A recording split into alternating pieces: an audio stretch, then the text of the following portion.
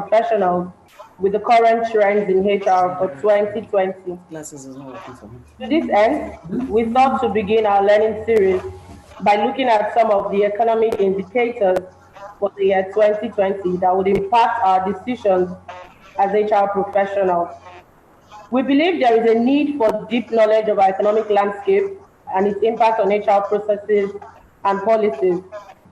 We have with us this afternoon very seasoned professionals who we believe in the next 90 minutes will do justice to the subject of discuss, HR prospects and outlooks for the year 2020. But just before I introduce them, even though we can see them on screen, I'd like to run us through our housekeeping rules.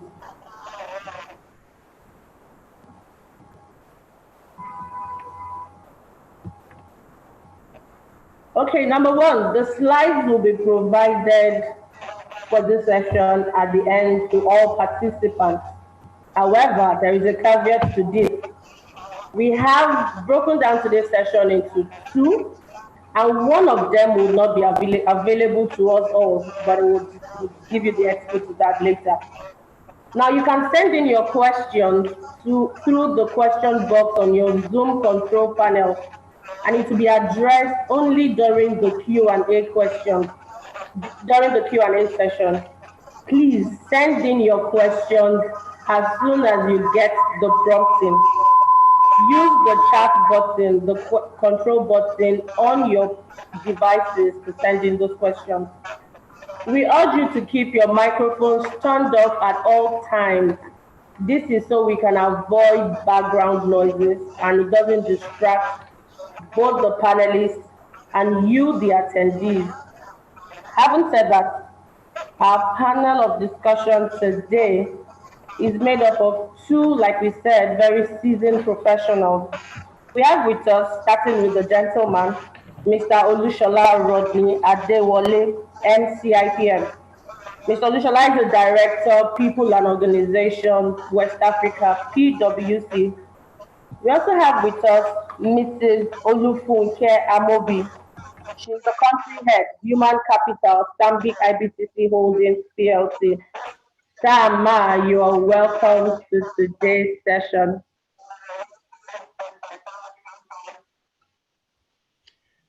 Good afternoon, everyone.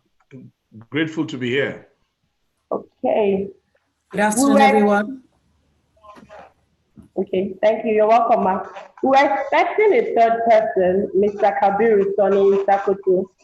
Unfortunately, he has sent his deepest apologies as he would not be able to join us for today's session. But notwithstanding, we promise that today's session will be well worth it for every participant. Now, without further ado, we'll be welcoming Mr. Olushola Rodney Adewale to take over the floor, and he will be looking at the digital perspective to HR prospects and outlook for the year 2020. Sir, you have the floor. Okay, thanks. Thank you very much to my esteemed colleagues on the line and to our wonderful institute. So what I'm going to be sharing, I mean, you've called it HR Outlook. I'm going to be sharing with you perspectives from our, what we call our talent trends. You know, I'm sorry that this is not on CIPM slides format, but it will be no less valuable. So if you ask anyone today in the world of business, the biggest challenge or the biggest theme on the horizon is one word, and that word is simply upskilling. You know, as we enter into the new decade, one of the things that we spent the last year and maybe 2 years or 3 talking about was the future of work, the future of work. But that future is upon us now. This is the decade that we've been waiting for. I mean, you remember even Nigeria had a lot of conversation around Vision 2020. So that 2020 we heard about for many years is now upon us. Now, what are the challenges that face us? As you can see on the screen, the biggest challenge is the challenge of balance. Okay, so we're trying to make money. We're trying to surpass our growth targets, our ambitions.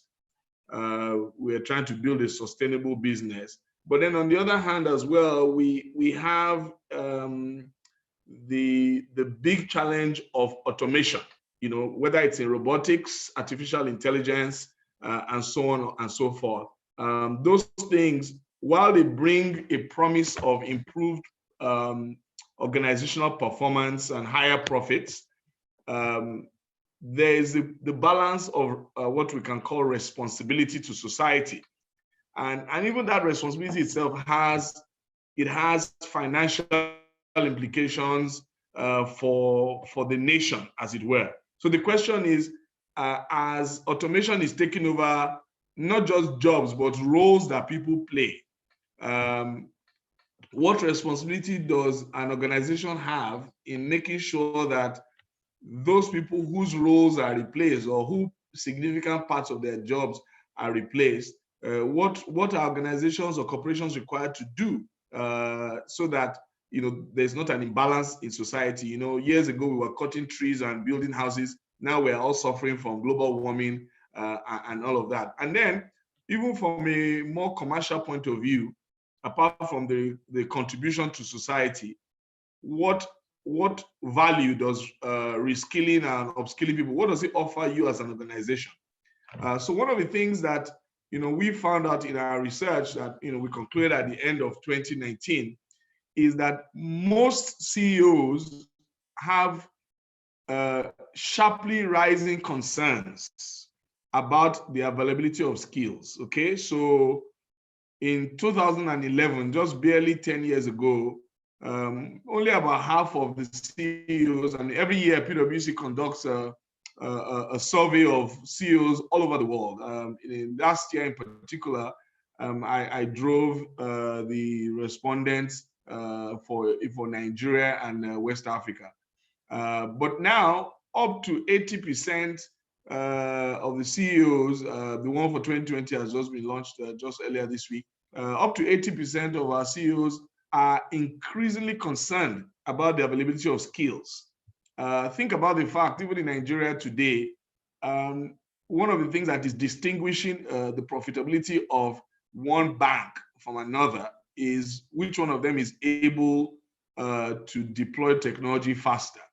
So there are ATMs today that are manned by robots, bots as we call them. You don't know because you don't see the robots, but they're the ones doing the reconciliation so that there is 0% downtime on their machines. So if I work for an organization where the skills to access or rather to deploy those robots don't exist, then that organization is really at risk in the world that we live in, as it were. So CEOs are very concerned about access to those skills because those skills, unfortunately, not available. They're not necessarily taught in universities. So we have very sharp people coming out of school, first class, 2-1 and all of that, or whatever class of degree. But do they have, I don't know of any degree in Nigeria that teaches coding. You don't come out of school with a BSc in coding or app building or robotics, as it were. So that itself is a big concern for many CEOs as we go. But you may ask yourself, what does this have to do with business performance? As I mentioned earlier, the singular differentiator between one organization or the other, or their profitability, is simply innovation in the world that we live in. Okay, so the organization, take for example the tax agencies or the tax collecting organizations that work for government, a lot of it is being driven now by technology. The Lagos State Internal Revenue Service has just launched the e-tax thing and so on and so forth. So organizations that don't have the skills cannot innovate. That's the problem. More than ever before, if you now find people who have those skills, guess what? They're asking for much more money. So one of our clients recently was going to hire a young lady who was fresh from university, but who had built up sufficient skills by herself. And she's fresh from Youth Corps, and she's asking them for close to $1 million as her monthly salary. Guess they are willing to pay. In fact, I'm sure they've engaged her now. And because that organization wants to basically deploy a lot of technology in the next few months. So if you're coming out of university and you're asking for $1 million and somebody's ready to pay you, you've got to think about the impact of that on the economics of the organization. Okay, and we could go on and on and on, but there are market opportunities that people cannot pursue, organizations cannot pursue because of the lack of skills. They can't meet some of their growth targets and so on and so forth. I know of another organization that was trying to hire a digital channels manager for months, and the only people they found said, we can work for you, but we can't work for you full time because we are in such high demand and we want to work freelance. I mean, we could go on and on, but the lack of skills is a big thing on the horizon right now. I was coming from a meeting this morning where one of our partners was talking about how clearly data analytics is something that used to be the preserve of maybe the guys in technology or the guys in finance. So they dealt with a lot of data. But the reality is that the people who generate the data are across the business.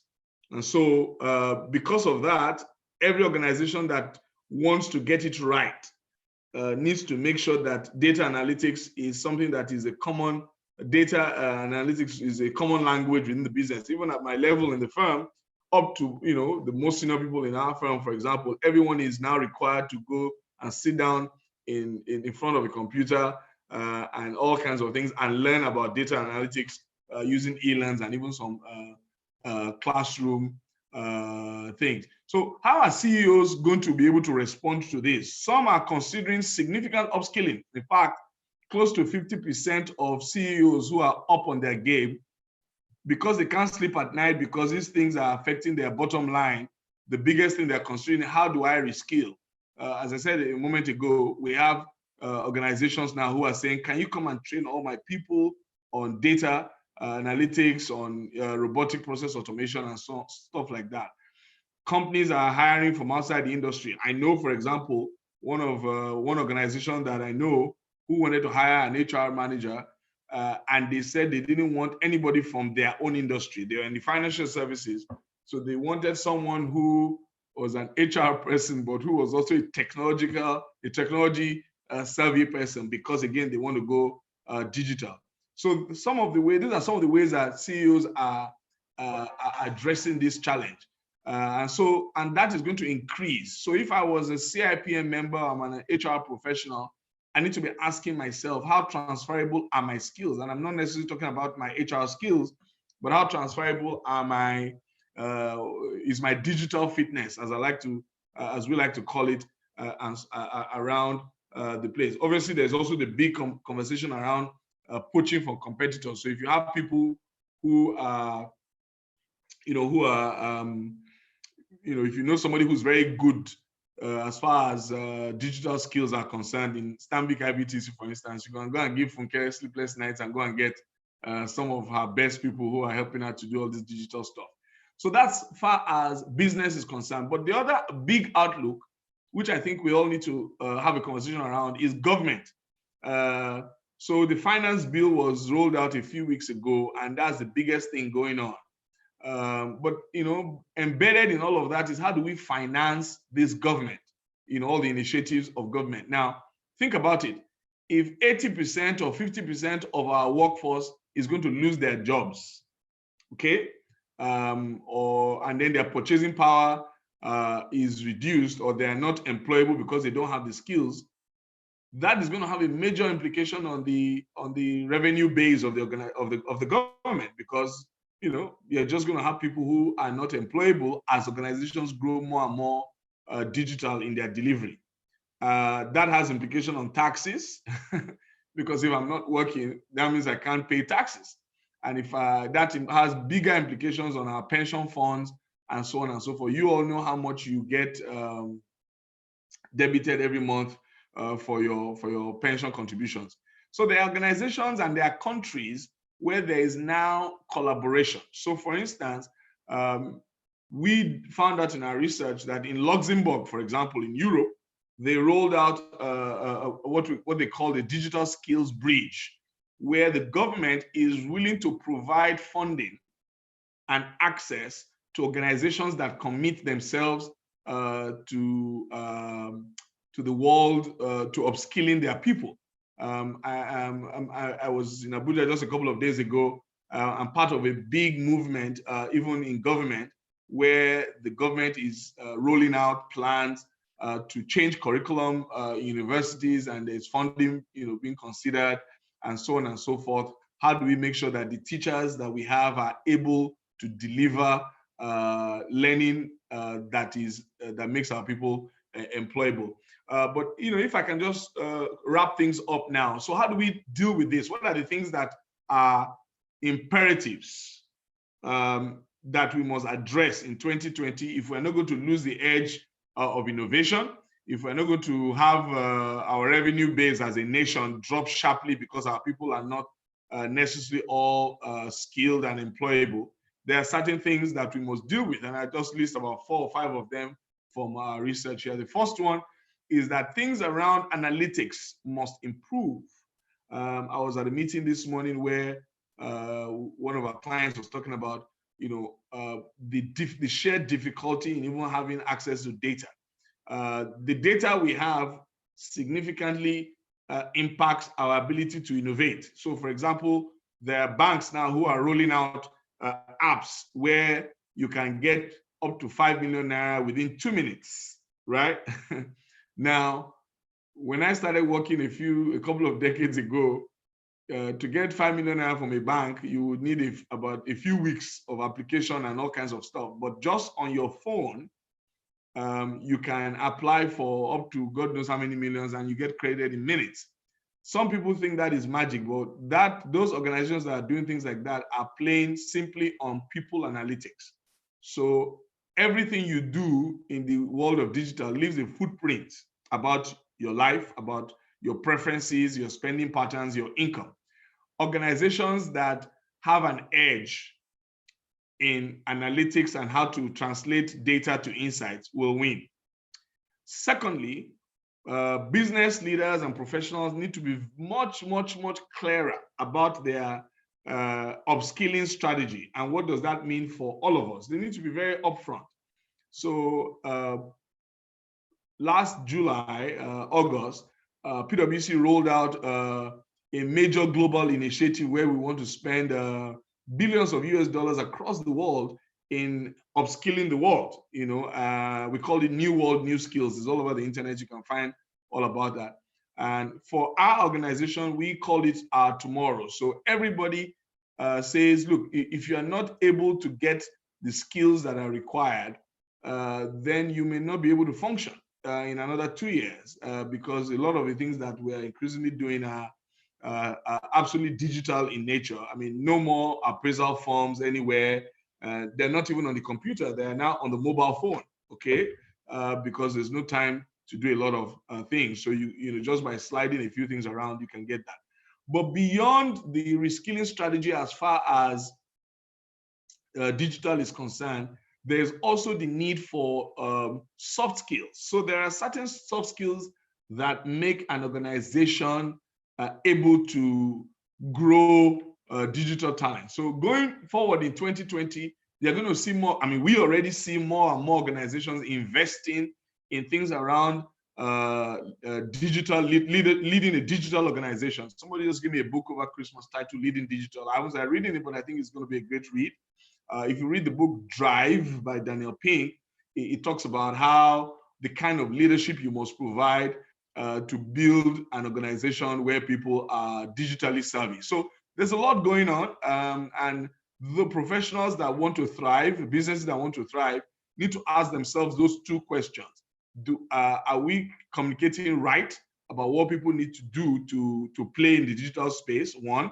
2, are we also telling them the kind of leadership, the kind of behaviors that need to be demonstrated, things around collaboration, things about working together? Without those things, You can be the most brilliant person in the world, but it won't cascade across the entire business. Thirdly, and I'm going to 5, so I'll soon be done. Business leaders need to engage government, external stakeholders, universities. We're really in a bad place, particularly as a nation, but things hopefully will look better. I like to talk about good news. If you think about it, how many universities do we have in Nigeria who provide you with the skills that you need so that you can be employable in this digital world? So, and yet we have thousands of people. Somebody told me in Abuja yesterday or the day before that we have close to 500,000 of people coming out of universities every year. So business and professionals, more and more of us need to engage with the academia and see how can we help so that, talking about curriculum design, even delivery, and so on and so forth, so that we can produce the right people. Reskilling is part of the story, and we find out that more and more, not every CEO is providing the kind of, or business leader or HR leader is providing the kind of experience, what do you call it, the employee experience that creates the platform for these skills.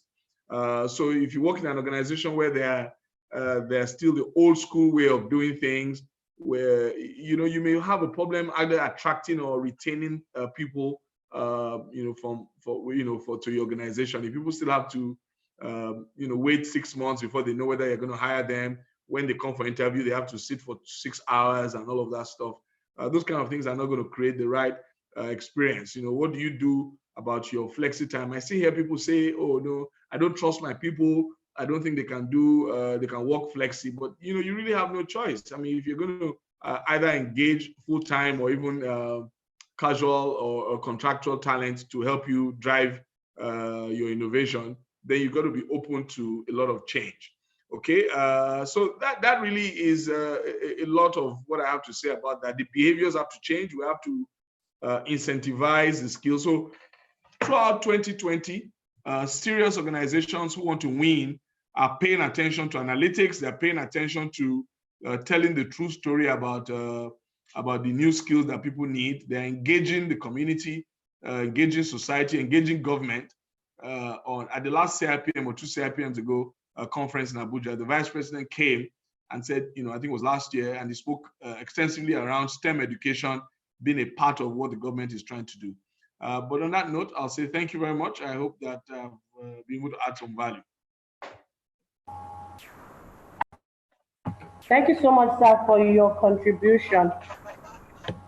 I want to believe that everybody would agree with me that it gained some insights to the digital perspectives to HR for 2020.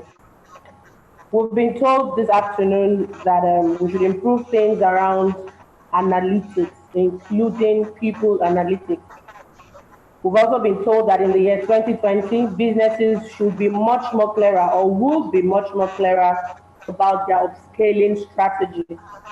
Also, there is also the bit where businesses need to engage more with government and with the academia, especially on curriculum design. In the year 2020, we'll be seeing a lot more reskilling. And I'm sure that a lot of us have gained a much more deeper insight to the digital perspectives to HR for the year 2020.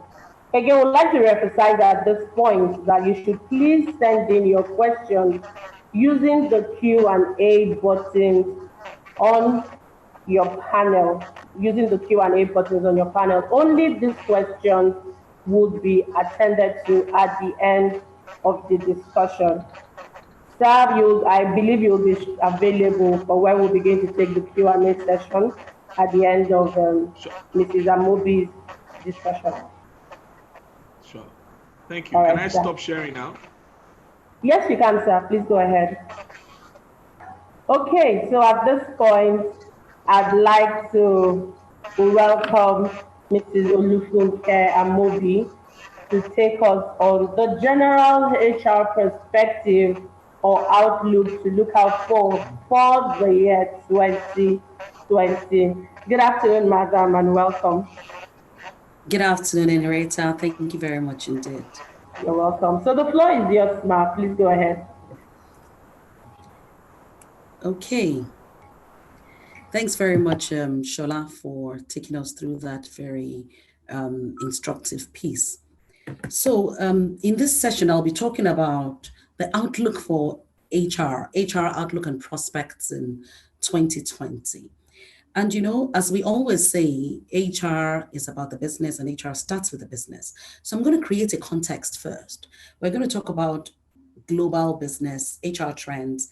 Then we'll zoom into country macros, our macros business environment, and how our businesses are responding. Then we'll talk about HR outlook and how we should respond, what the prospects are and the expectations are for HR as a function this year.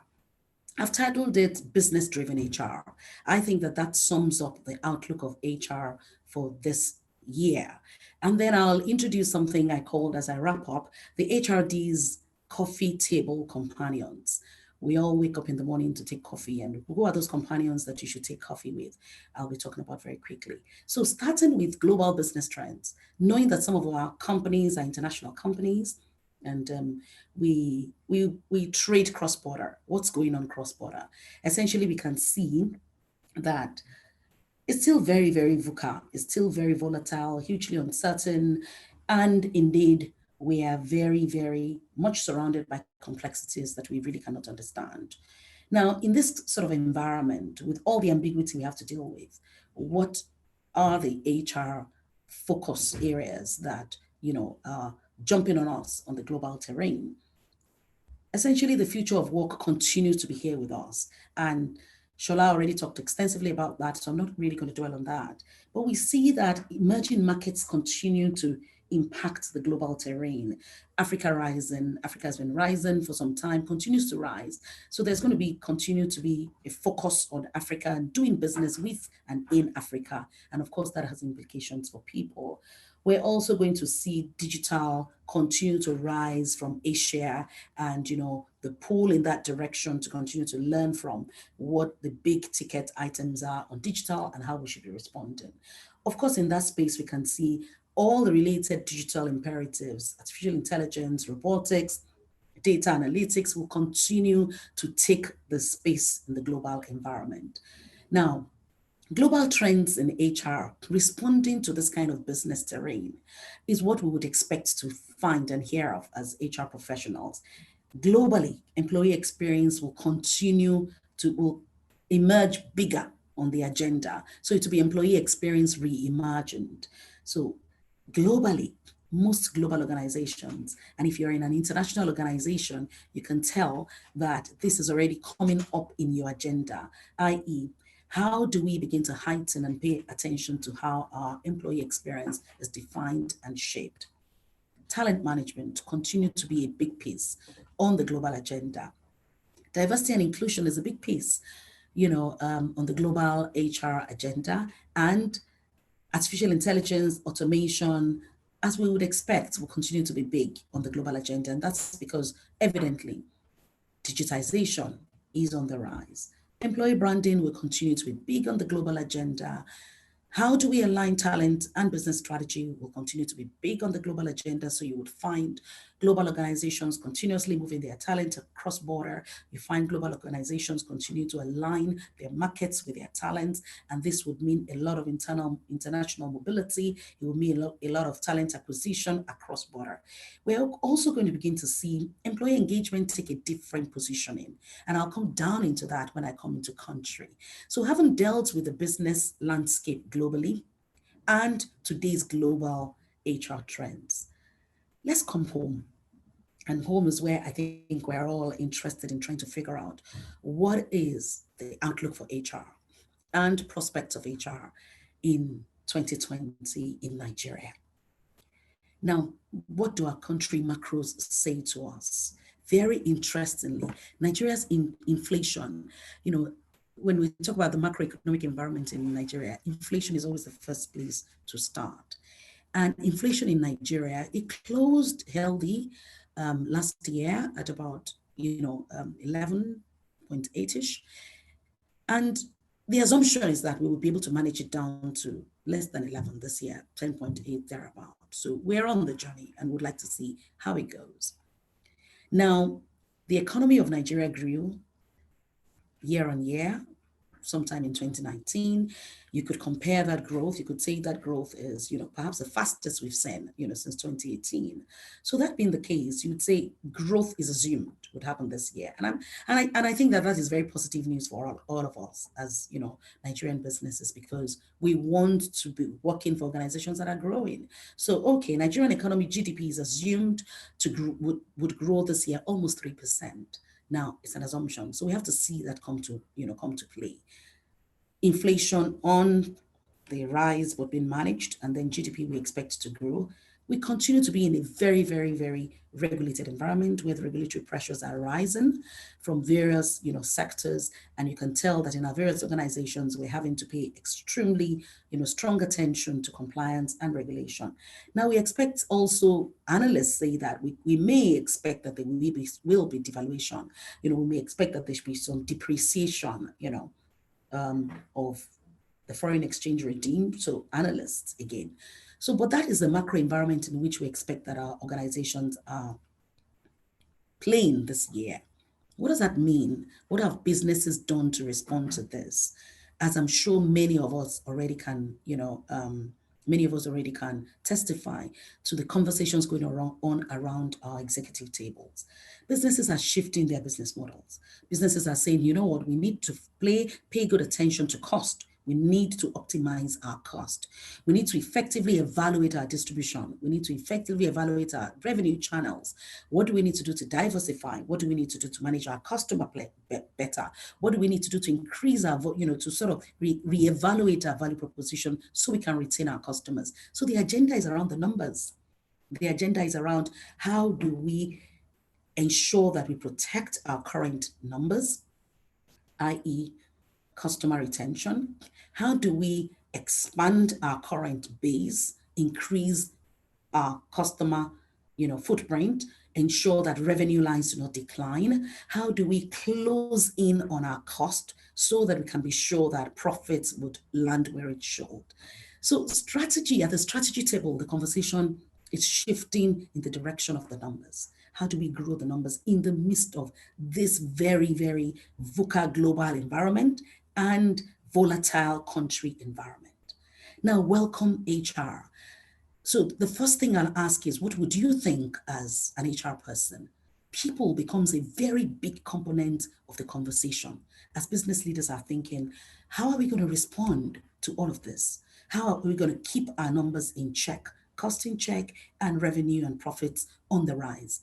People comes to table, and everyone is thinking, okay, do we hire more? What kind of skills do we need to hire? Do we need less people? The conversation is constantly around people.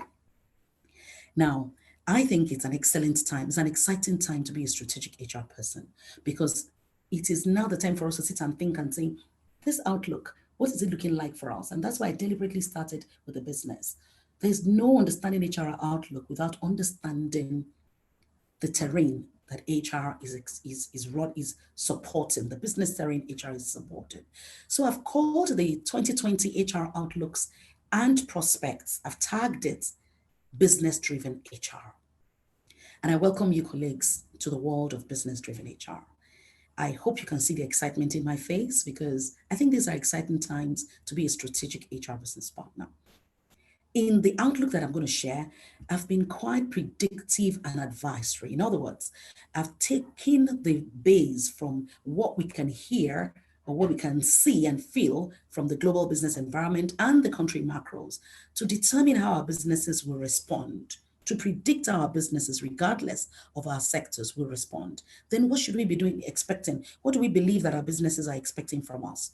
I put them in 7 compartments, and I'll take them one after the other. Strategic people agenda, integrated talent management, performance and productivity management, big data and artificial intelligence for HR, employee experience and employee engagement, digital workforce, a focus on digital workforce and the future of work, and finally, HR value to business. I hope at this time I'm already conveying the excitement that I hoped that I would at this session. So I'm still on the business-driven HR. The outlook is big. The outlook is rich. I'm going to take them one after the other and unpack them so that we understand what is, what I believe that business will consider value from HR at this time and what today's 20th century HR practitioners should focus on. So when we say strategic people agenda, and I'm sure you can attest that this is somewhat close, this outlook is close enough to the global trends that I talked about earlier. Global trends also had similar trends, okay, to look out for on the global HR space. But coming into country, why is it a little different from care? That's because we need to bring in country nuance into it so that we can feel the outlook, the way our businesses expect HR to show up and to shape up. So I'll start with strategic people agenda. We're going to see a closer alignment between business agenda and people agenda. By that, I mean, if the business is focused on driving revenues, HR will be focused on driving revenues. If the business is focused, I'm still on the HR outlook and prospects. If the business is focused on cutting cost or putting the costs within the control of the financials, HR will be focused on putting the costs within the controls of the financials. So HR leaders will need to continue to craft people agenda, a people agenda that will be aligned to the specific strategic priorities of their business, i.e., there will be businesses that will be in this outlook focused on mergers and acquisition, on business combinations that would help drive their revenues across border. It would mean that HR's agenda must be filled with the HR implication of diversification, of mergers and acquisition, HR implication of all of the above. So we're going to see strategic people agenda being a big piece, for HR in this year and in the coming year.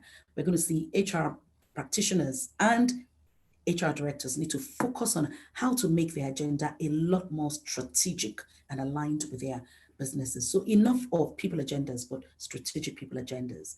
The second outlook item under the business-driven HR I'd like to talk about is integrated talent management.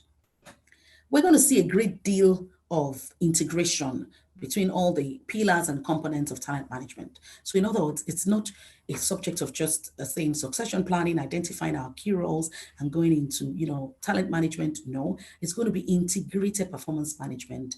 How do we integrate our focus on performance, what we focus on with the skills and, knowledge required to deliver on those goals that business has set? How do we, in the mix of combining our smart performance management system to our learning and development, and our succession planning, how do we align that with all other areas of HR, with talent management? With career management, how do we integrate all of this to create value to the agenda? Value to the business. So we're going to see that HR is going to be pressured to create a deliberate pipeline of how can we internally or externally source talent for the success of our business strategy. How do we meet businesses' critical demand focus for talent? So, and it's going to vary from business to business. So we may both be banks or be in the financial services industry, but believe me, our specific needs for talent may differ. So HR practitioners would have to focus on what are the critical needs of my business? How do I ensure that talent demand and supply is at equilibrium? Am I going to source internally? What does that mean? Am I going to source externally? What does that mean? So we're going to see there will be a lot of digital alignment in our integration. So you're going to see a lot of significant learning, L&D interventions, moving to the digital platform, talent management enabled by digital. We're going to see integrated talent management that I'd like to call integrated digital talent management. So thirdly, performance and productivity management. On this, I would like to sort of invite all HR practitioners to think with a sense of urgency. So we're used to traditional performance management, but now there's urgency on the business table. Why? Because the global environment and the macros demand execution, demand that You know, you get into the marketplace and you deal swiftly and quickly. So what does that mean? It means we're going to move away from our traditional, we're going to be compelled to move away from our traditional performance management systems, where what we do is set goals. By the way, we're still going to need to set goals, don't get me wrong. But it's going to be a conversation around, we're going to have to go beyond setting SMART goals to defining productivity metrics and ensuring that performance and productivity are managed together. Why? Because cost is an imperative, revenue is an imperative. How do you deal both imperatives without bringing them together? So it will be an era, in my view, of managing performance and productivity together. And it then means that HR practitioners have to change their language, the language being the capability language. So as HR professionals, what are we focused? It's going to go beyond just KPIs, SMART KPIs, qualitative or quantitative KPIs. You know, all of those things that we are very swift, you know, at, and eloquent at, you know, providing support to the business in. We're going to need to shift that to begin to say, how do I align myself with the revenue and the cost numbers more, you know, efficiently within the performance management conversation? We're going to have to start speaking beyond KPIs, but KPIs that are sounding like they are running through the financials. So KPIs like revenue per staff, cost per employee are going to begin to show up in our performance management agenda. So we're looking at how will performance management and productivity handshake within the HR space. So I think big on our agenda this year as HR professionals, within the context of a business-driven HR, will be performance and productivity management. There's urgency on the business table. So there will be a shift from the traditional performance management system to tracking performance using effective productivity metrics. Now, business data and artificial intelligence for HR is my fourth, you know, pillar for the business-driven HR. And I got to this very easily. You know, Shola has spent a lot of time, the last speaker, talking extensively about, so what does, you know, artificial intelligence and big data and all of this robotics, what do all of this mean for HR? Now, the truth of the matter is that we're going to continue with our HR processes normally. However, there's going to be a big shift, a very, very big shift in the digital direction. So resourcing is going to draw excellently from artificial intelligence. And, you know, some resourcing functions they've already embraced artificial intelligence. So it's helping them turn out, you know, a high number of required talent within a shorter space of time, and even better quality that they're turning out because they've already written the codes back end, and artificial intelligence is already helping them do the sourcing. You know, so we're going to continue with our normal journey will continue. Our normal resourcing journey will continue. But hey, recruitment will continue to draw from a lot of, you know, physical structures, if you know what I mean. However, digital will be a big piece of resourcing in this year. Digital, artificial intelligence, we're going to find that the resourcing functions that would really be leading will be heavily digitized. They'll be supported by technical solutions. And, you know, we will still be appreciating still be having the old recruitment processes and practices, you know, appreciated, but a lot of digital talent acquisition processes would come to the rise in 2020. And organizations need to begin to position themselves for, how do we upskill HR staff? How do we upskill our HR professional, capabilities to be able to transit our traditional resourcing process to a digitized resourcing process, from the talent acquisition, you know, process to because when you ask business, we need talent, or we need them like yesterday, is what every business tells you. Talent needs to come on board like yesterday. And then turnaround time to fill vacancy continues to be a big challenge within human resources. But the HR agenda for 2020 and for the future would belong to the HR functions that's able to say we can respond faster. Our recruitment journey, you know, has gone beyond standardized recruitment practices to digitized recruitment practices. So essentially, how do we bring the automated solutions into the spaces are the kind of questions we should be asking ourselves to enhance our talent acquisition process. So big data in and artificial intelligence into HR is going to be a big space to watch. Having said that, data-driven HR is going to be a bigger piece on the agenda.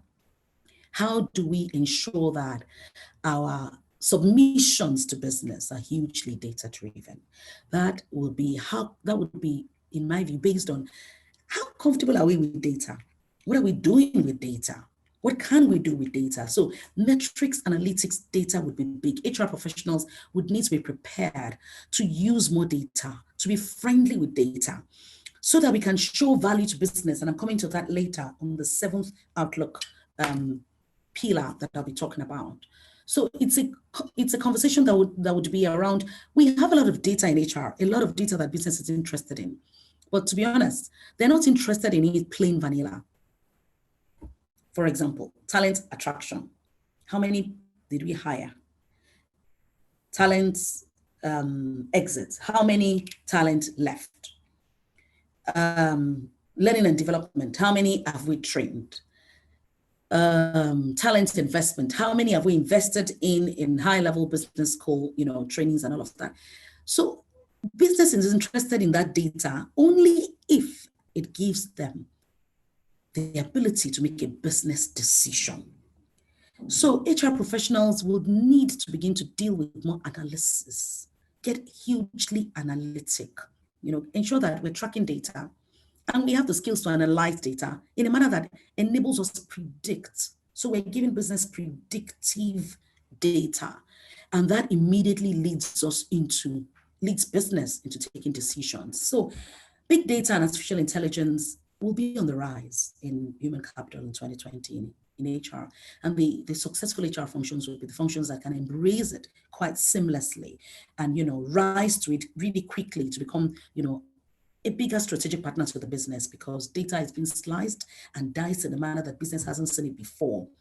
So they're seeing turnaround, they're seeing attrition, but they're seeing it in the numbers they want to see. They're seeing it in the language of revenue and cost. And then they're beginning to say, wow, HR definitely needs to be closer to us than we thought. And the 4th Outlook pillar, employee experience and engagement. Now, employee engagement, has been a traditional HR speak. We're all very familiar with, employee engagement, the philosophy or the principle that engaged employees are those that are really focused to go the extra mile. They don't only go to the extra mile, they're actually the ones that, that drive the performance of the business. So it's expected that every business should definitely want to be sure that all their people are engaged. So employee engagement will continue to be in the fore. We're very used to how we measure employee engagement, how we articulate our drivers of employee engagement, how we track this. We all do several surveys we do on a regular basis. And, that is all good.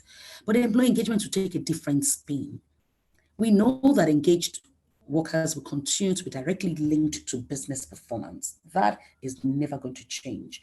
That engaged workers will be our link to business performance. And the more we can show that people are engaged, the more we can prove to the business that people are important. But have a look at this. One of the big shifts and levers of the future of work is changes in the demographic constitution of today's workforce. So we're seeing the rise of the millennials and we're seeing the rise of the Generation Z in the workplace. Employee engagement would also take a different slant. And so with this multi-generational, spin is the need to begin to focus on employee experience, to say, okay, let's now begin to shift from employee engagement, which is characteristic and will continue to be traditionally important. We're not playing down on employee engagement, don't get me wrong. But we're going to have to become more and more focused on employee experience as a platform for fueling engagement. So organizations will begin to shift somewhat or integrate employee engagement and employee experience.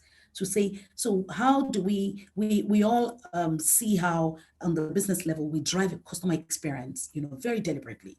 We map and chart the customer journey and say, how is the customer experiencing us across this journey from customer acquisition, down to every time the customer has a repeat, contact or purchase with a brand. So we find that business is very deliberate about customer experience. That's what we mean when we talk about employee experience. On a similar note, can we chart the employee journey map and say, as many touch points, moments of truth that the employee contacts with the employer brand, what is the experience like? And then begin to deliberately plan and shape that experience. This is the experience that we want our employees to have at induction.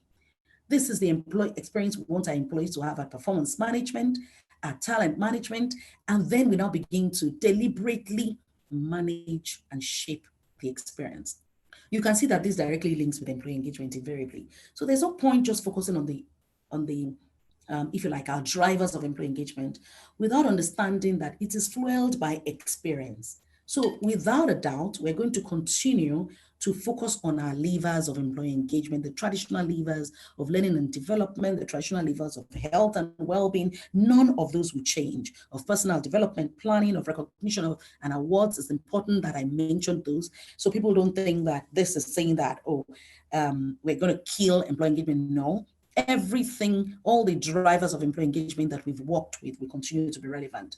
However, it's going to be more important that we begin to pay attention to employee experience. How are we deliberately shaping and managing the look and feel of how our people experience the organization?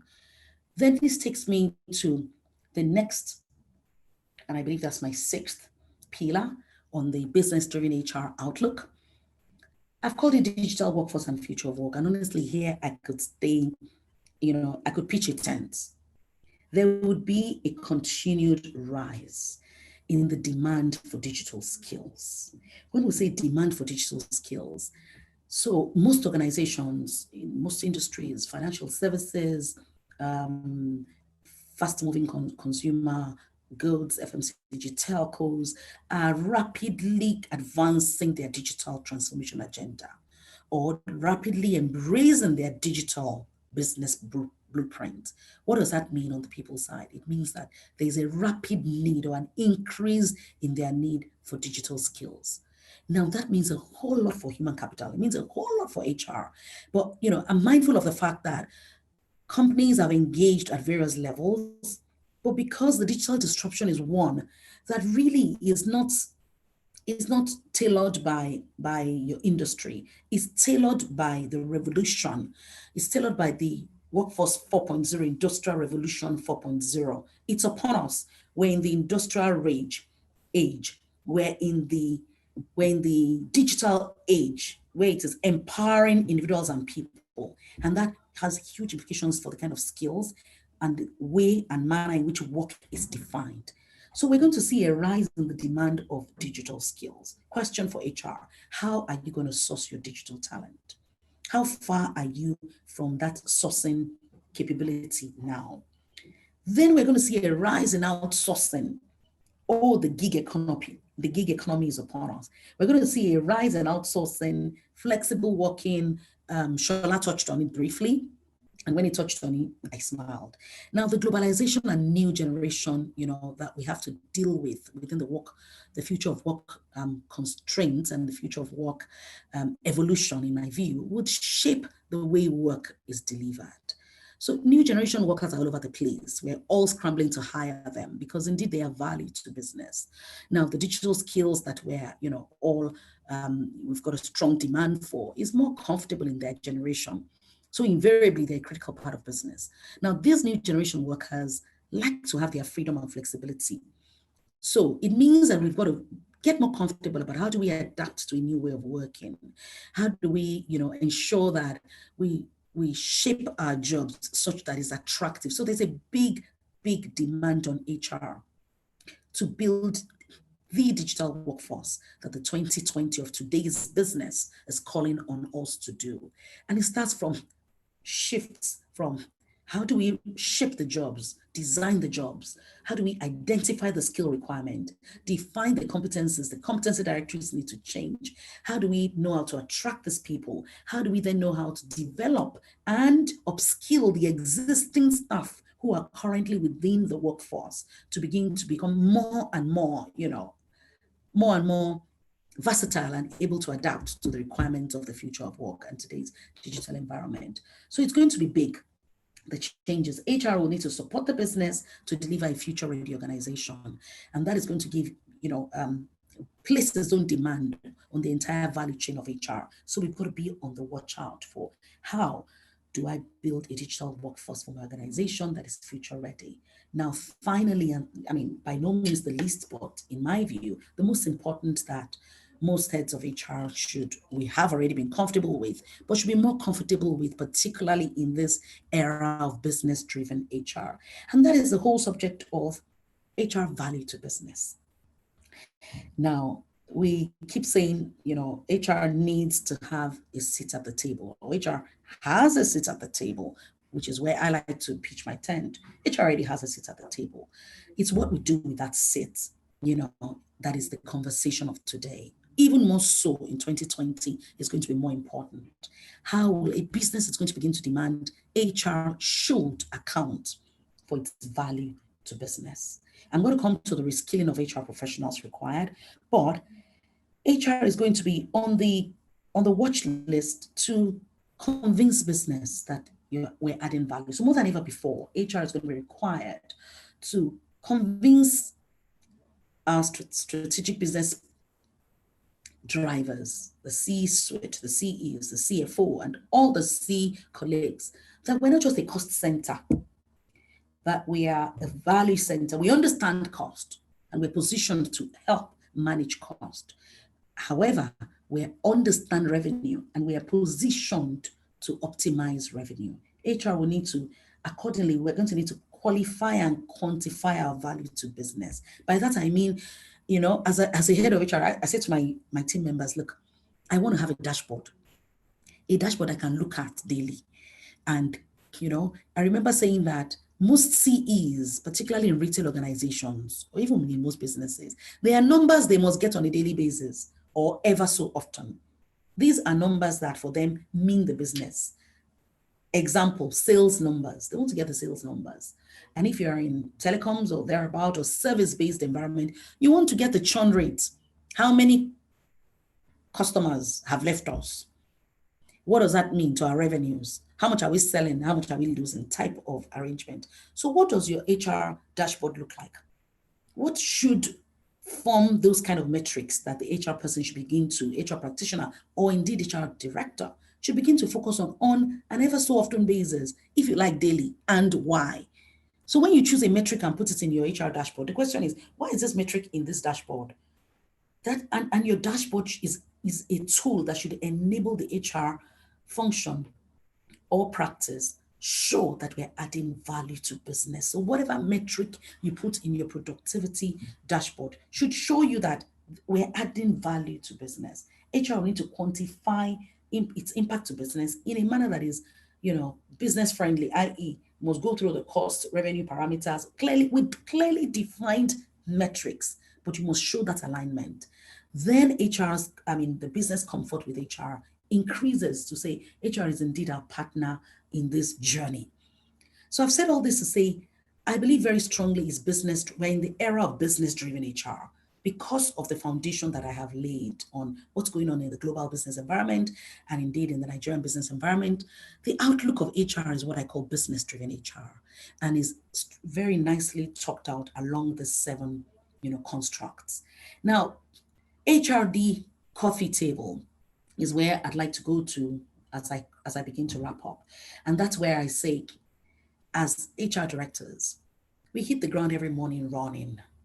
We hit the ground, every morning, positioning our team members to support the business in various areas. The business partners will be supporting various business areas. Then we have our centers of expertise who are there developing or amending or improving solutions that should help the partners go out to sell, HR to support the business. What should we be doing? Who are those companions that should help us with this outlook that we have seen of HR?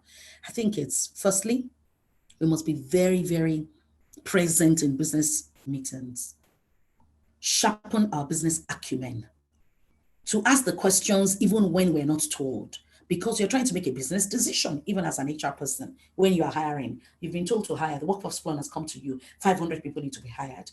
Then you are the first gatekeeper to ask the business related questions. So these 500 people, what's the percentage in the front line? And you should begin to slice and dice it against the budget to begin to ask yourself the questions, does this make sense? Now, is this 500 making sense? Rather than just jump onto the table or onto the processes and begin to hire 500 workers. So business acumen will be very important in our daily endeavors as HR practitioners this year. And presence in the business meetings is something we should prioritize for. HR analytics dashboard. I've touched on that briefly. We must ensure you have a dashboard that is relevant and friendly to your context and your market and your organization. And it's the kind of analytics that business will be interested in sharing with you on a regular basis. Should form your dashboard. Your interaction with your dashboard is defined by you. What do you think that should be? How frequently do you think you should interact with your HR analytics dashboard?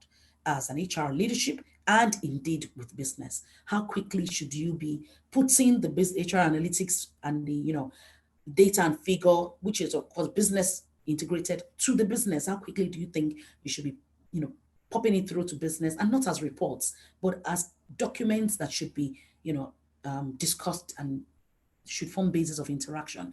Finally, I think our partners in this year should be the regular partners, but if I were you as an HR practitioner and indeed head of HR, HRD, I would be in a stronger partnership with my CIO, my Chief Information Officer, stronger partnership with my CFO, my Chief Financial Officer, stronger partnership with my Chief Marketing Officer. And I'm going to explain. Your CIO, for obvious reason, the digital agenda is upon us. Who better to understand the digital skills and your journey on the digital maturity and your journey on the acquisition of digital skills and competencies required? When should you acquire what? You can't say because robotics is out and everybody's talking about robotic engineers, then you go and acquire robotic engineers, whereas you're not thinking to robotize your processes, then you have made a wrong decision. So partnership with your CIO. Understand the digital transformation journey and where people, what the implications for people, so you can indeed predict and forecast what you should be doing at what time. I would think that partnership is very big this year. Of course, the CFO for obvious reasons, and the Chief Marketing Officer I have to explain. So we're talking about employee experience. A lot of that has to do with when you're managing customer experience, marketing is key to that process. Managing employee experience, or you're managing your internal employer brand. Your marketing colleagues are key in this construct. So these are 3 colleagues that we must wine and dine with this year unfailingly. Call to action, business-driven HR. Please permit me, colleagues, to really read from Dave Ulrich, our father of HR. And this is one of his many books that I fancy a lot. And he calls us, and I think that this is valid even for this year.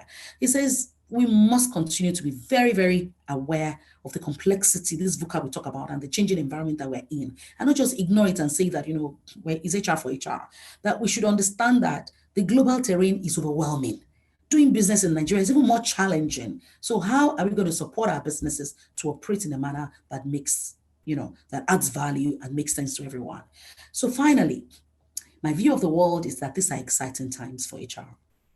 Challenging times, yes, but exciting times for HR to partner with the business. So I confidently say HR is a business function in 2020. It has been before now, but in 2020, we shouldn't settle for less.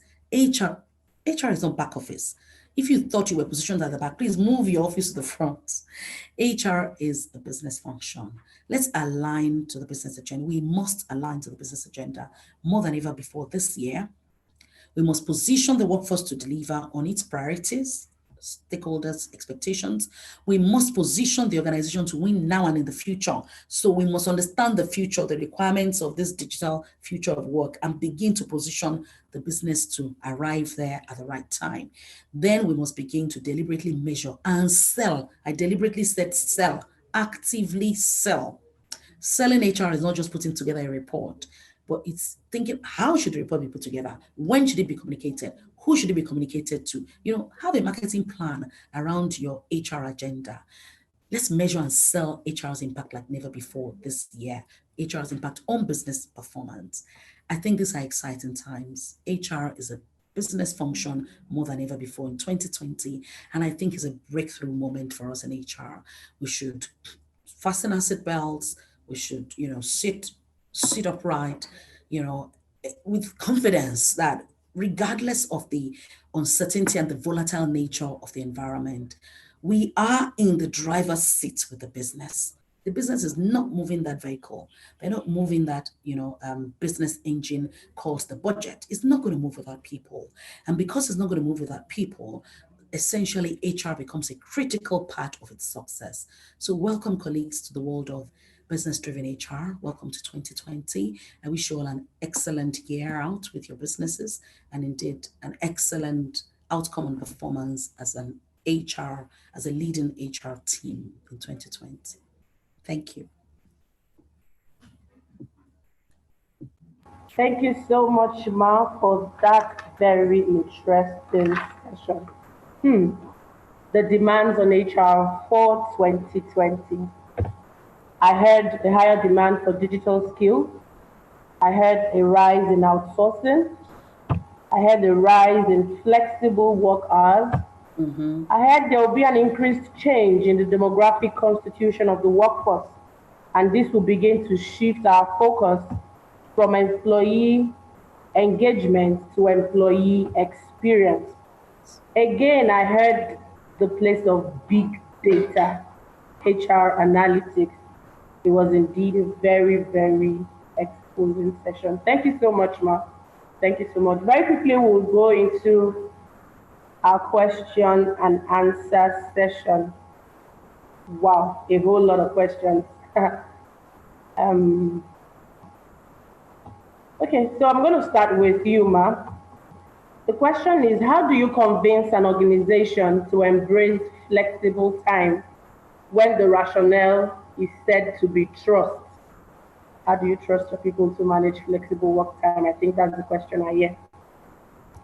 And I think, thank you for that question. So how do you trust your people how do you convince leadership to embrace flexi work, because trust is an issue?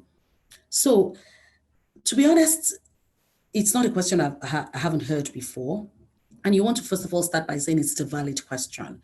So to the extent that the business is in business to achieve the business, you can understand when the business says, I don't trust that workers would go away at home and work and they won't go and do other things.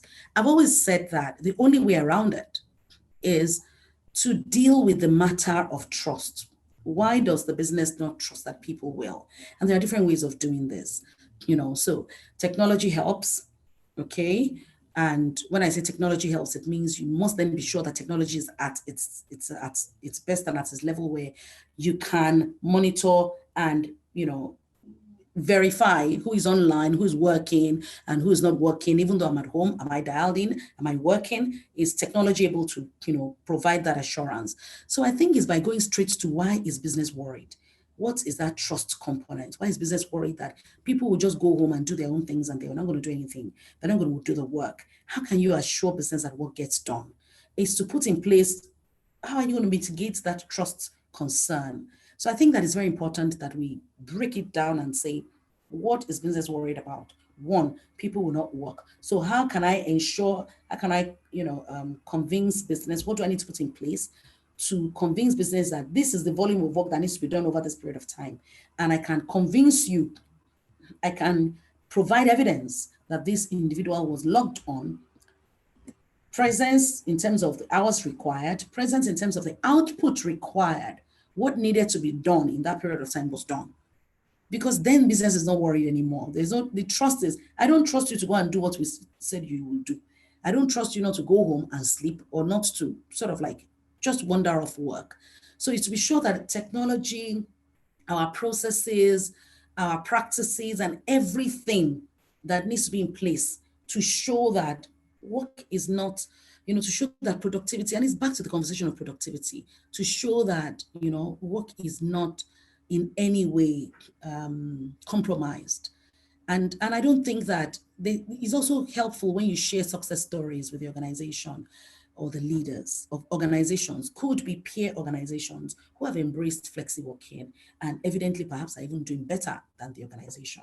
I'd also like to balance to say that there's also the fact that, you know, you must put in place a system that has consequences. So there are times when you find that indeed there are people that can't be trusted. So what do you do when you interact with people that cannot be trusted? In other words, they just take on the work, they go on flexi work and they just take off. And you can tell the work doesn't get done and they are not available at the work. Then you must put in place a contract. It's about social contract. People must understand what they have contracted into. So you're going on flexi work. You must ensure that you don't come back and then tell us there was no bandwidth and there wasn't any, you couldn't work at home because there was no NEPA and all of that. You must ensure that it's nicely laid out. You don't just jump into flexi work without understanding, you know what, particularly remote working. You know, say you're remote working, work still needs to be done. And it doesn't matter, what we're saying is it doesn't matter where you do it. You can do it at home, you can do it abroad, you can do it anywhere, but the work gets done. So it's about how do we put in place supportive processes that enable us to tell that work gets done. And I'm sure that Shola will probably have 1 or 2 words to say on this as well. Okay, so sir.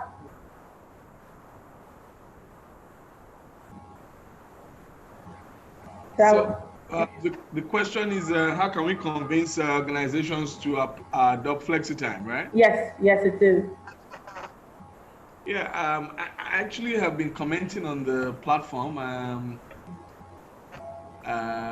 So I think I had said that one of the things, if you find an organization that has actively implemented FlexiTime, what has happened is that they have had a proactive and strategic HR leader who has provided data to the CEO or executive management that proves literally everything that Funke said around demographics, around technology. I mean, people can argue about everything else, but people can't argue about data. So if you show them, for example, that this organization is pretty much like a PwC, where 70% millennial, right? We have access to, so everybody, pretty much like you have real-time online access to internet. At certain levels, the company even provides you with free internet access, your own internet dongle or whatever. And then we all know that because of this technology and the nature of work that we do, people are not really working 9 to 5. So because I have official email on my phone, or I have internet access, I have official email, someone can ask me to bring a deliverable at 9 o'clock or even on a Saturday. Now, how on earth is it fair practice to expect that same person who has worked far beyond 5 o'clock to also resume at 8 o'clock tomorrow morning? What happens to wellness?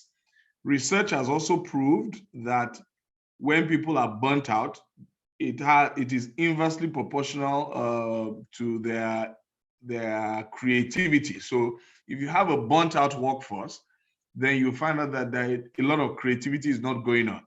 Okay, a lot of innovation is not going on, a lot of thinking is not going on. So once you can provide that data, and that data can come from internal or external. So either from within the organization or external.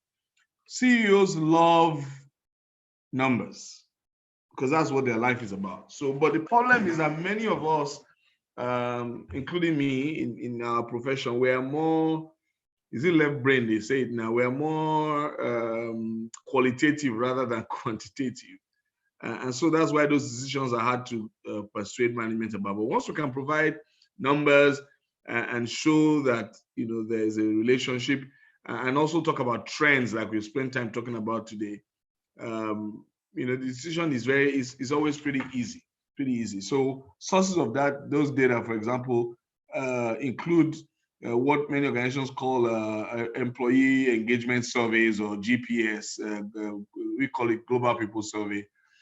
So when you ask the people, they say the voice of the people is the voice of God. They'll tell you that they will work better if they, I mean, people cannot, you can't separate people from people. I'd like to encourage some of us to read the book, The Art of Success. I forget the author now, but The Art of Success, how to succeed in life without losing your life or something like that. So you will find out that you can't separate people. We're spirit, soul, and body. So if someone has a child's open day to attend in their school, and they have to go at 3 o'clock. If you insist that they don't go, and this person is a top talent, you say, so you must sit down here and work till 5 o'clock or 6 o'clock. Well, they will stay, but that person begins to look out the window. So again, looking at your attrition rate, your which is data that you also collect, looking at the reasons why people leave, things like that convince. So once the CEO sees that he's losing his top talent because people insist that they must work physically from the office, there's things around urbanization. There is more traffic in Lagos, for example, for those of us who work in Lagos, and even increasingly in Abuja too, simply because there's a massive migration of people into the urban centers. That has implications. So if people have to spend 3 hours to get to work, irrespective of where they live, even if they live just around the corner in Lekki here, then you think about productivity and so on. So you will, those conversations are easy to have once you have data. Thank you. Thank you so much, sir. I have a question here, a really interesting question. What's your opinion about Forex volatilities and its impact on business, especially organizations that have cross-border businesses? Forex volatilities. Well, this has to do with banking. I think I'll let Funke take that on first. Okay. Hello, madam. Hello. Yes. So, I mean, again, when I say HR practitioners should, get friendly with numbers. So there's been a lot of outlook experts and financial analysts have said a lot on the outlook of the foreign exchange regime. To be honest, none of us on this call is a foreign exchange expert. So I think far from it that we should begin to, be speculative or begin to say, oh, we expect that this is the direction that the FX would go. What I would say in response to that is, let's stay very close to all of these analysts, reports. You can Google it up at any point in time. Bismarck Rewani has said a lot on the FX regime. We've had Augusto has said a lot about the FX regime. There's a lot of, there's a lot of prediction, out there that we can avail ourselves of. But, off the top of my head, I know it's a space to watch because it's been volatile for how long we can recall. But it's also a very regulated environment. So there's regulation to help stabilize the volatility. And for the singular fact that we have, a central bank that is very sensitive to the volatility we're talking about and how to manage it, it means that it's a space to continue to watch. So if you ask what's my opinion would be it's a space to watch and stay very close to analysts and subject matter experts' opinion in this regard. None of us has won on, at least not myself, not Shola, we would consider ourselves the experts. Stay close to what the financial economists are saying around, the volatility of the FX market. And that would guide, your business related decisions cross-border. But we're still in the season where a lot of the outlook sessions are going on. You can sign on into any one of them to get, them to specifically answer your question with regards to FX volatility. I hope that Thank helps. you. Yeah, yes, you did. Yeah, can I add something to that? Please go ahead, sir. So I think that, just picking up from where Funke said, once you stay in touch and you get a finger on that, the trends of the FX, one of the things to bear in mind is the competitiveness of your compensation. So for instance, one of the things that is happening in the business world over the last 5 to 10 years more is unfortunate, but quite a number of our people have split families. What do I mean by that? So the wife is in London or in America or in Canada and the husband is here, or the kids are all in school abroad. Now, I know of a very top talent in an organization who left that organization sometime in 2018 because he said that he was being paid in Naira, he was a returnee. So what he was being paid suddenly didn't make any sense anymore because his family was in London and the exchange rate went from 250 to 1 to almost 500. And his salary did not necessarily grow at that same proportion. So the company obviously, also could not match up. Those things have affected company cars and stuff like that. It is because of exchange rates, volatility. That's why Prado went from 8 million to 40 million. And, people are expecting those kind of benefits. And then you say, well, there's no way I'm going to pay you 40 million just for a car and all of those things. So those things really, really affect your ability to attract and retain people. And so great HR people should think about proactively what are the options that we have, what are the things that are possible. There's not a lot of wiggle room because this is just like in the exchange rate regime is like air that we breathe. You can pray and you can find a way to provide that cushion. Thank you. Another very interesting question here is we talk about AI and other tech-driven initiatives. What is the decision index relative to cost of acquisition and maintenance of these tech powers? Again, where power is not stable, do you think these will be successful? Yeah, I can start by taking that. I mean, I don't speak very big English, but I think what the person is saying is that, the decision index. So I think what the person is saying is that given the costs of this thing and the realities of power, how do you make that how do you decide what to invest on? I think my response is in twofold. First of all, I think for any business worth calling the name, power is a non-negotiable. You've got to find a way to access power because otherwise, how do you power your computer? Unless you have no choice but to use the computer nowadays. So I don't think you need any extra power to power your virtual reality or artificial intelligence things than you need to power your air conditioning. So there's no decision to make. It's either you want to be in business or you don't want to be. Now, as far as the question on the high cost of acquisition, you have to do what you have to do. So obviously, if you don't, so there are virtual reality tools that you can use to do onboarding in the office, for example.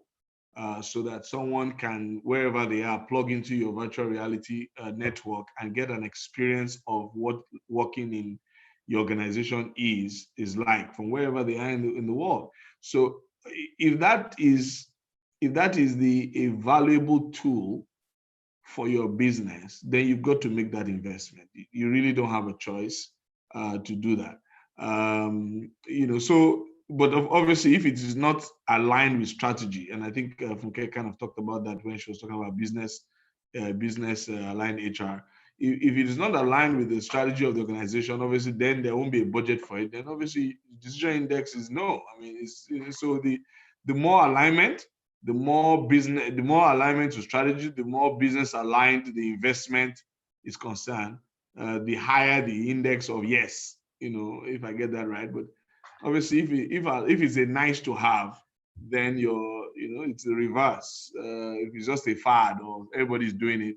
I mean, I know, for example, an organization who have one or two organizations have been to lately who have digital sign in at the front desk.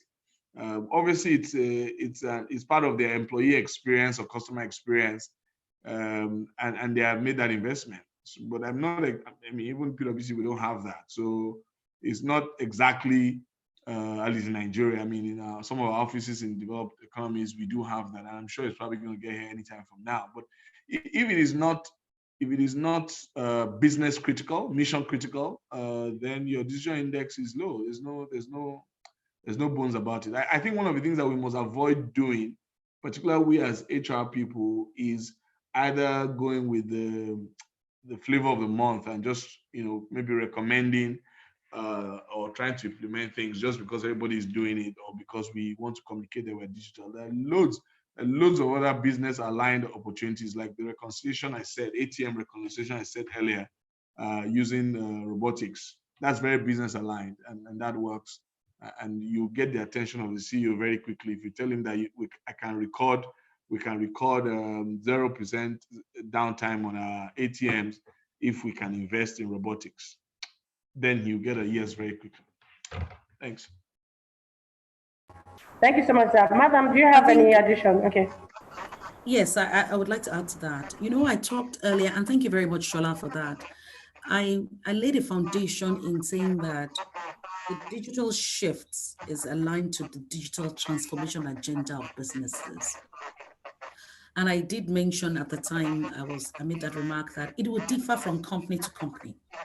Companies are at different levels of digital transformation maturity.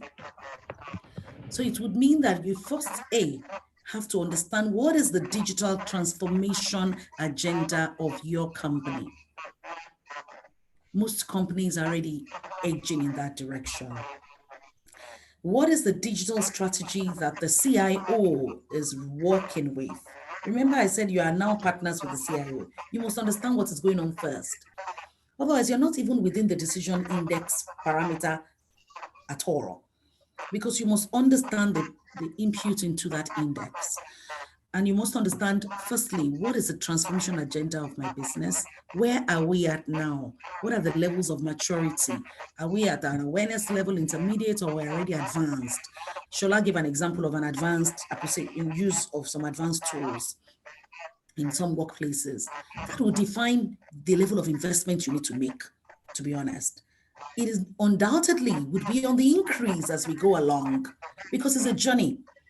But you must understand, where am I now? What do I need to begin to do? Which is why I gave the example that if you don't need a robotics engineer, you don't need one. That you hear that company A has got 6 robotic engineers, and I think that I'm bigger than them. So why am I not having? And the next thing is to begin to acquire robotic engineers that will cost an arm and a foot. The truth of the matter is you would be on the wrong track. Is it heavy on investment? Hugely. Digital skills are huge to acquire. But my position on digital appreciation, digital literacy appreciation is not as high end on the investment, because some of these trainings are even free of charge. You can find them online free. But that is speaking to digital literacy. So don't move away from upskilling your existing workforce because you think, it's expensive, so much money, I can't invest in that. My organization will not understand that. But digital literacy around you is almost even available next to nothing. It's now the work of HR is to curate all of this and make it available and call it to the consciousness of your workforce to upskill themselves and not sound like fish out of the water when digital language and digital stuff is going on in the air. So that's the first thing. Note that digital literacy upskilling or education is not essentially highly capital intensive. It becomes capital intensive when you begin to attract digital skills and retain digital skills.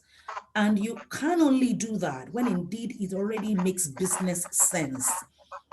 So you must understand where you are on the journey to know how much investment is required, either in literacy, upskilling, digital literacy, upskilling of your existing workforce, or in digital transformation of their skills, or in buying those skills from, sometimes even from diaspora or from here, investing in upskilling people and retaining them. It becomes investment worthy when your business is going to derive value from it. And when your business will derive value from it, then the equation is balanced. You're not going to be worried. that the investment decision, the index is, very high because it's for business advantage and for business value. And it's already clear, the business case is clear. So the short answer is that it will be defined, the decision made index is hugely direct.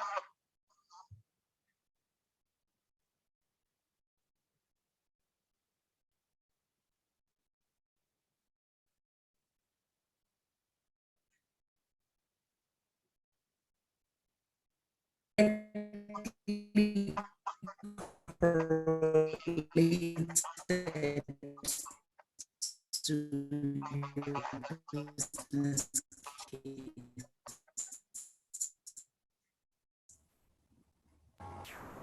All right, thank you so much, Ma. We have the subject is by no means exhaustive in this 90 minutes. However, one very last question, and I would appreciate that both panelists answer, is do you think the year 2020 would experience a more VUCA environment?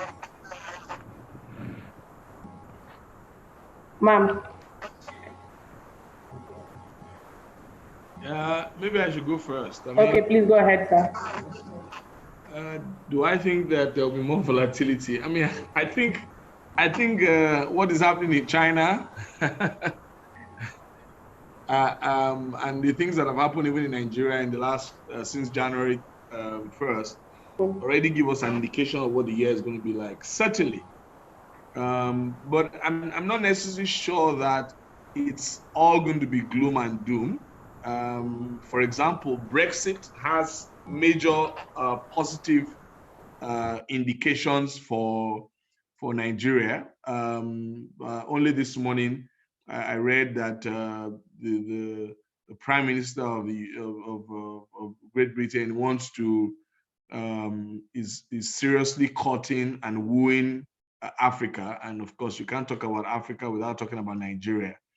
So yes, more volatile, more uncertain, and all of that.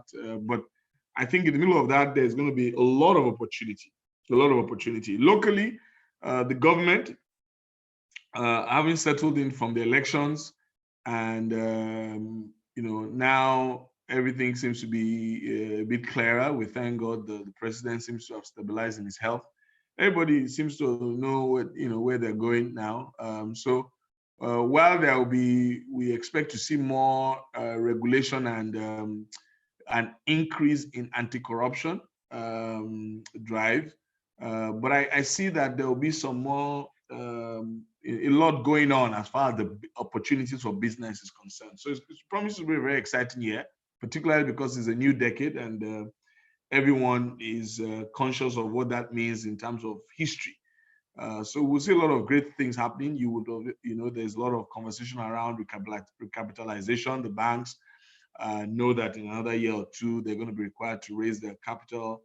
A lot of things happening from CBN around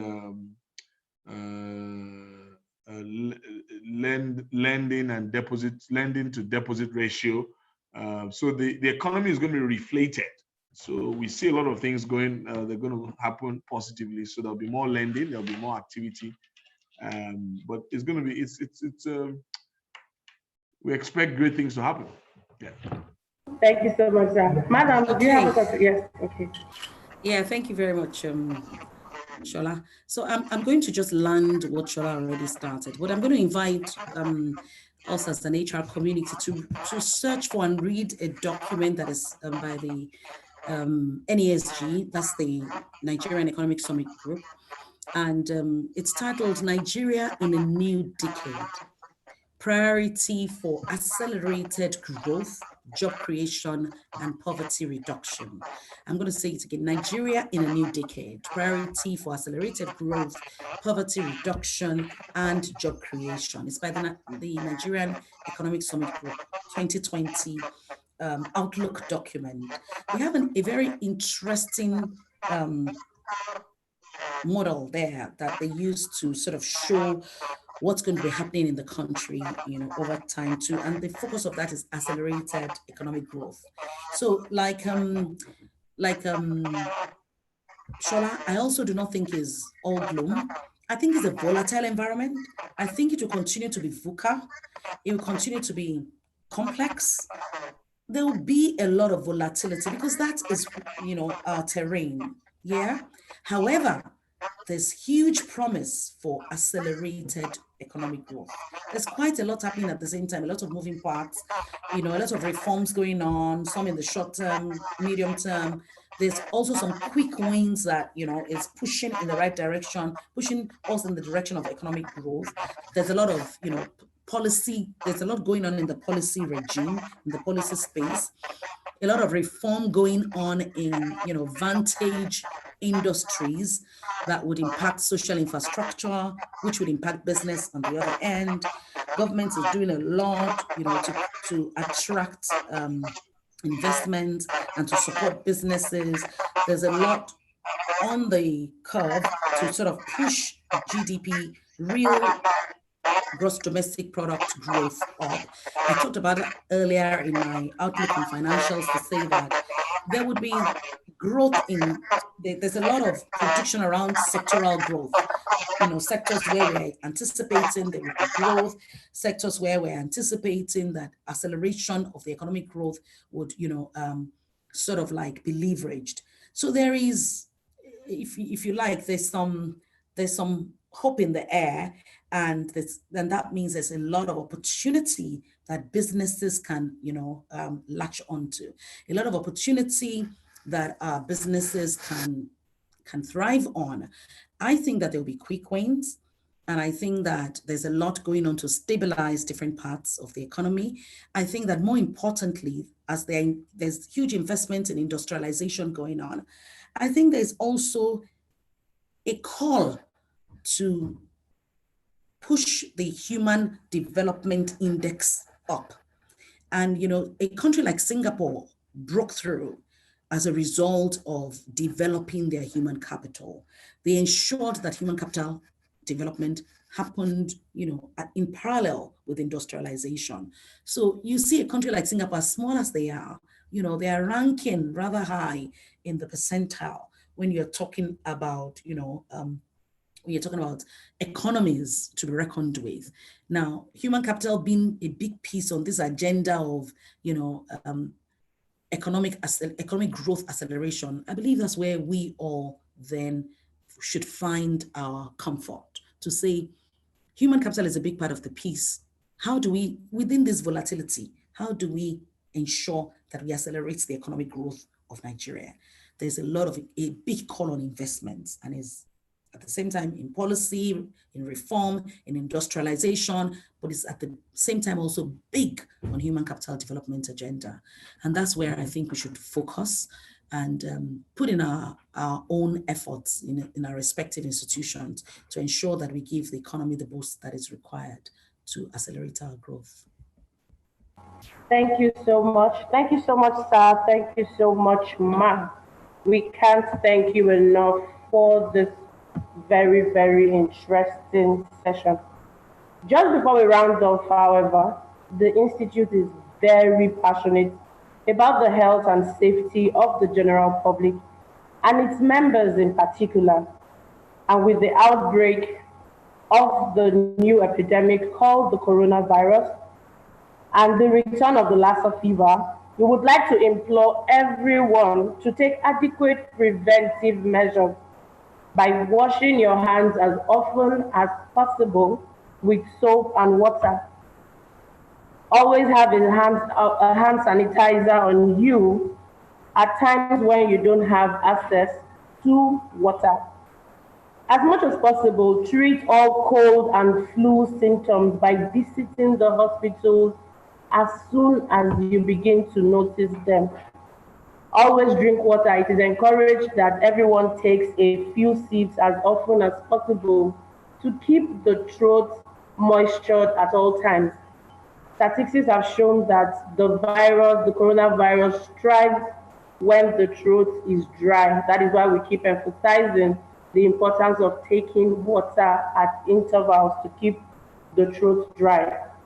We also ask you to, as much as possible, avoid exposure to people that are sick, especially with the flu. Now, the symptoms of the coronavirus is similar to the symptoms you have of normal flu, normal cold, and that is why we say you should take we should take cautions, you should take precautions.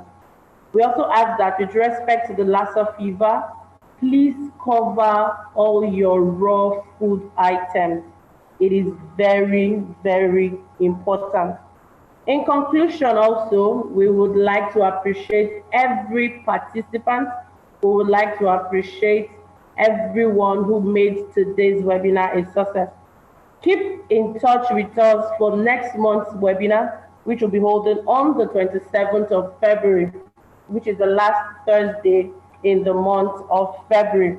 We'll be looking at an equally interesting topic that we've titled HR Design Thinking. Until then, we say once again, thank you very much to our panelists. Thank you very much to our participants. And we say, have a very good evening and thank you for tuning in. You're welcome and have a good evening. Thank you, Mom.